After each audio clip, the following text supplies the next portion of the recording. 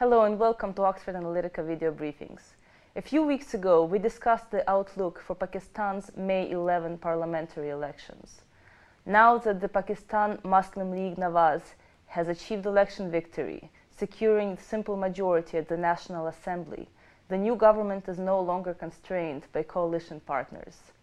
I am joined today by our senior analyst for Asia Pacific, Megha Kumar, who will share her thoughts on the post-election outlook for Pakistan's economy, politics, and foreign relations. Now, Megha, let's begin with the economic outlook.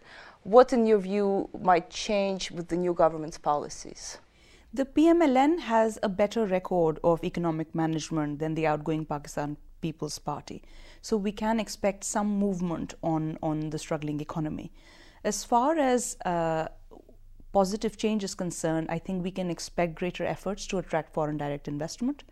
We can also expect some moves to liberalize trade in order to get the exports and imports sector going. However, the outlook for reforms is less promising. As far as increasing the tax base, for example, is concerned, one of the key requirements would be to tax agrarian wealth. Here, the PMLN's hand is less constrained than the outgoing PPPs because the PMLN is based on small and medium-sized traders and industrial lobbies, unlike the PPP, which draws its main support base from rural landlords. Yet, I think reforms in this area would be difficult to secure because the PMLN will have to work with the PPP in such provinces as Sindh, so the room for maneuver will be very limited. On industrial reforms, we can expect some efforts to privatize some industries, for example, Pakistan Airways, but far-reaching reforms may be limited, partly because the main vote base of the PMLN, the industrial business lobby, might oppose those reforms. And if the local industry perceives any efforts to, for example, privatize or liberalize trade as hampering their own opportunities in the near term or the longer term, then they are likely to resist these reforms. So political survival may well trump reforms in this government's tenure as well. Thank you. And on the more political front, should we expect any major attempts to crack down on domestic militancy? In the last 4 or 5 years, there has been a growing awareness within the security establishment, but also within the political elite, that the rise in sectarian and anti-state militancy poses an existential threat to Pakistan's stability, territorial integrity. So it is in the interest of both sides to crack down on Sunni militants that may or may not be linked to the Taliban in Pakistan.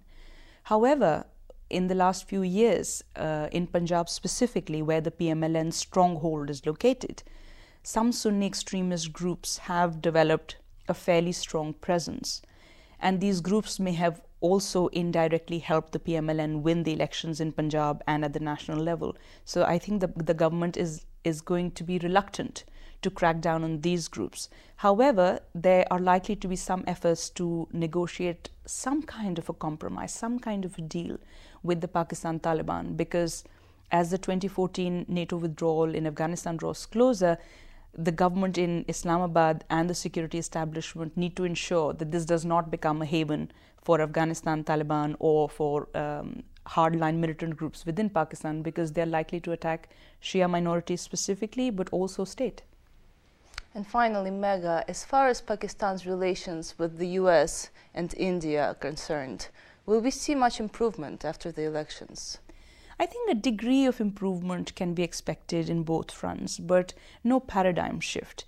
As far as the US is concerned, I think the PMLN will be forced, as the party in power, to take a more pragmatic view. The party was very sort of rhetorically anti-US during its election campaign, but I think now it will need to be more realistic, given that Pakistan remains dependent on US aid and also will probably require another IMF bailout package. So those contingencies will need to be taken into account when, for example, Islamabad opposes Washington's drone policy. Although the Obama administration has committed itself to limiting the use of drone strikes, I don't think the policy is going to be removed altogether from the agenda. So this will be a politically sensitive issue that Islamabad will just need to manage. As far as India is concerned, we can also expect some improvements. Nawaz Sharif has in the past and even now continues to be interested in better ties with Delhi, whether it be on improved trade relations, better investment links, and better people-to-people contact. But some of the interests between the two are incompatible, perhaps inherently. For example, Kashmir, where I don't think there is likely to be any sustainable solution, at least in the near future. And as the 2014 withdrawal draws closer and Afghanistan goes to presidential polls in 2014 also, Islamabad will want to make sure that Kabul is not excessively pro-Delhi. So I think there will be improvements, but some entrenched suspicions, entrenched incompatibilities will hamper significant progress. Thank you very much, Megha. And thank you for watching. If you'd like to follow our coverage of Pakistan or indeed other regions, please contact us via our website. This is Yulia Rusanova for Oxford Analytica Video Briefings.